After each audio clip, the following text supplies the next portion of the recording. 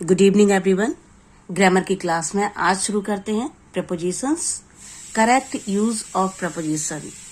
ये बहुत ही इम्पोर्टेंट है क्योंकि इंग्लिश सेक्शन में जितने भी क्वेश्चंस आते हैं उनमें बहुत सारे क्वेश्चंस आपके प्रपोजिशंस पर बेस्ड होते हैं और प्रपोजिशंस इतने ज़्यादा कंफ्यूजिंग होते हैं कि जब तक उनकी सही जानकारी ना हो तब तक वो क्वेश्चंस आपके ठीक से अटेम्प्ट नहीं हो पाते। तो देखते हैं सबसे पहले इन, ऑन, एट। कुछ सेंटेंस के माध्यम से समझने की कोशिश करेंगे। I live in Delhi. His shop is situated in super market.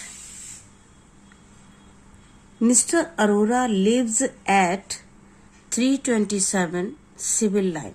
यहां देखिए एड्रेस दिया हुआ है कि एग्जैक्ट एड्रेस पर मिस्टर अरोरा रहते हैं और उनको लोकेट करने के लिए एट लगा हुआ है। और सेकंड सेंटेंस में देखिए his shop is situated in supermarket. Supermarket काफी बड़ा है और वहां पर शॉप है, तो उसकी स्थिति बताने के लिए यहाँ पर इन दिया हुआ है। आई लिव इन दिल्ली। दिल्ली काफी बड़ा एरिया है और वहां बताने के लिए कि मैं दिल्ली में रहता हूं, वहां इन का इस्तेमाल होगा। एग्जैक्ट लोकेशन बताने के लिए एट लगाते हैं। बड़े एरिया में किसी की स्थिति बताने के लिए इनका इस्तेमाल होगा, जैसे दिल्ली में आई live in Delhi. His shop is situated in supermarket. Supermarket काफी बड़ा होता है और वहां पर उसकी शॉप है। She woke up at 7 AM। Exact time बताने के लिए भी एट का इस्तेमाल करते हैं। She woke at 7 AM. Ramesh was born in 2007. अभी यहाँ पर टाइम नहीं बताया गया एग्जैक्ट, केवल 2007 ईयर बताया गया है और वो बताने के लिए इनका इस्तेमाल हुआ है। I saw him on Monday. दिनों के नाम के पहले on आएगा। He sat at the table. अब यहां देखिए दूसरा सेंटेंस भी है। He sat on the table. He sat at the table का मतलब है कि वो टेबल के पास में चेयर पर बैठा है। टेबल के साथ में जो चेयर लगी है वो उस पर बैठा है।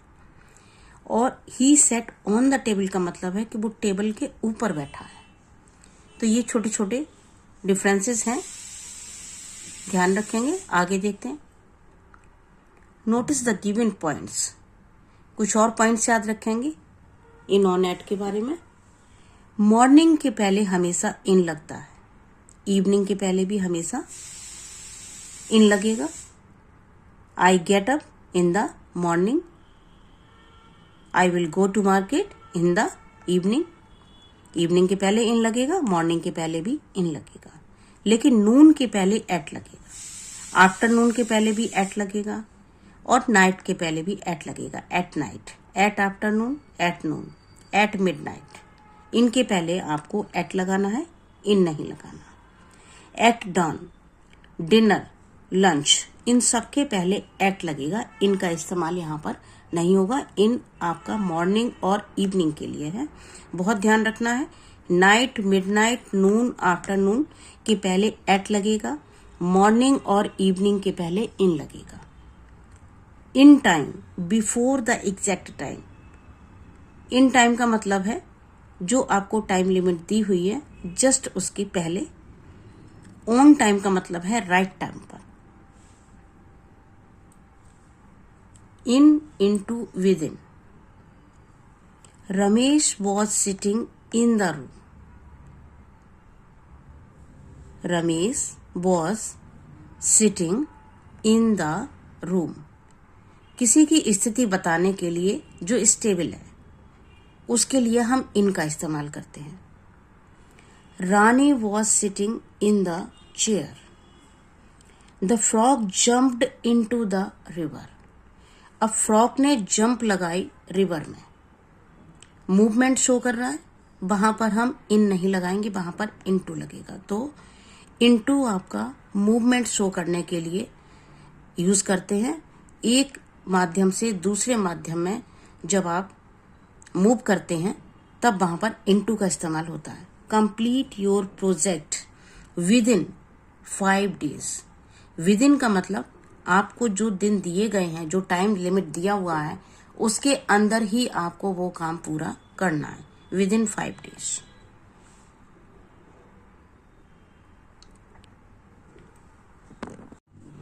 कुछ एक्सप्रेशंस अपने आप में बड़े यूनिक होते हैं, उनको हम समझने की कोशिश करेंगे। I agree to you, I agree with you. Agree to गलत है, एग्री के साथ में हमेशा विद आएगा। डील फॉर, डील के साथ में फॉर नहीं लगेगा, डील के साथ में हमेशा इन लगता है, जहां बिजनेस के मामले में बात हो रही हो वहां पर। डील टू या बिहेवियर के मामले में जहां पर डील इस्तेमाल करते हैं वहां पर डील विद लगता है, यहाँ पर टू नहीं लगेगा और ना इन लगेगा। डील के साथ में यहाँ पर जहां बिहेवियर की बात हो रही हो वहां पर हम यूज करेंगे with. Write with black ink, write in black ink, यहां पर विद नहीं लगेगा, इन लगेगा। इस तरह के एक्सप्रेशन में ध्यान रखिएगा। Write in black ink. accompany with somebody, accompany somebody, यहां पर विद नहीं लगेगा। accused विद मर्डर, accused of murder। accustomed with some habit, accustomed to some habit, accustomed के बाद में हमेशा to आता है। acquit for murder, acquit के बाद में preposition of आता है। anxious for something, anxious about, anxious के बाद में हमेशा about लगेगा, ध्यान रखेंगे। apply to a job, apply to a job नहीं होगा, apply for a job। apply for a person, यहाँ for गलत है। apply to a person, जहां किसी पर्सन को अप्लाई करना है आपको, वहां आप apply to a person करेंगे। और जहां apply to a job, अगर आपने किसी जॉब के लिए अप्लाई किया है उस तरह के एक्सप्रेशन के लिए apply for a job, आपने किसी जॉब के लिए अप्लाई किया है वहां पर for लगेगा। और किसी पर्सन को आप अप्लाई कर रहे हैं तब आप वहां पर टू लगाएंगे। एप्लीकेशंस में आप देखते हैं जब एप्लीकेशन लिखते हैं ऊपर टू लिखते हैं हमेशा। अपोज विथ समथिंग, अपोज के साथ में प्रपोजिशन टू आता है, oppose to something. Ashamed at, ashamed of, ashamed के साथ में हमेशा प्रपोजिशन ऑफ आता है। इन छोटे छोटे एक्सप्रेशंस को अगर हम समझ लेंगे तो हमारी बहुत सारी मिस्टेक्स सही हो जाएंगी। Ask on, ask after. Was assessed on, इस तरह का एक्सप्रेशन गलत है, वी लगा हुआ है यहाँ पर, इज या आर एम या वॉज वर, यहाँ पर कुछ भी हो सकता है। Was assessed at. Assimilated, assimilated into, in नहीं लगेगा, एट नहीं लगेगा, एजिमुलेटेड के बाद में assimilated into. Assign for, assign के बाद प्रीपोजिशन हमेशा टू आता है, assign to. Tired with someone, tired के बाद में हमेशा प्रीपोजिशन ऑफ आएगा, ध्यान रखिएगा। टायर्ड ऑफ समवन और some job. Complain for somebody, complain against somebody, complain के बाद में अगेंस्ट आएगा किसी के प्रति। अगर आप कंप्लेन कर रहे हैं किसी की तो complain against. Complain with somebody against somebody, complain to somebody against somebody. Complain to somebody, किसी को आप कंप्लेन कर रहे हैं किसी के खिलाफ, किसी की कंप्लेन किसी को कर रहे हैं। यहाँ कंप्लेन टू समबडी, किसी को आप कंप्लेन कर रहे हैं किसी व्यक्ति के बारे में। जिस व्यक्ति के बारे में कर रहे हैं उसके आगे अगेंस्ट आएगा, जिसको कर रहे हैं उसके पहले टू आएगा। तो सेंटेंस का भाव समझना भी बहुत जरूरी है। Catch from or for arm, catch by arm or collar. Contribute for some firm, contribute to some firm. Angry at, angry with आएगा, angry at ये incorrect है. Angry with somebody's behavior, angry at somebody's behavior, किसी से नाराज हो जाना. Angry with somebody, यहाँ पर तो with लगेगा, लेकिन आप पर्टिकुलरली ये कहें कि हम उसके व्यवहार से आप असंतुष्ट हैं, उसके व्यवहार से आप नाराज हैं, then angry at somebody's behaviour. Died from some disease, died इस तरह के एक्सप्रेशन में डाइड ऑफ सम डिजीज आएगा, died of cancer, died of malaria, like that. Died of overwork, died from overwork. guard at something bad, guard against something bad. Burn in tears, worst in tears, worst into tears. ये आपका idiom होता है और यहाँ पर हमेशा into आता है. worst into tears means रोना.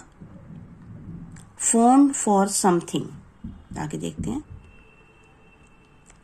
fond for something, fond के बाद में हमेशा preposition of आता है, fond of. taste with something, taste for something.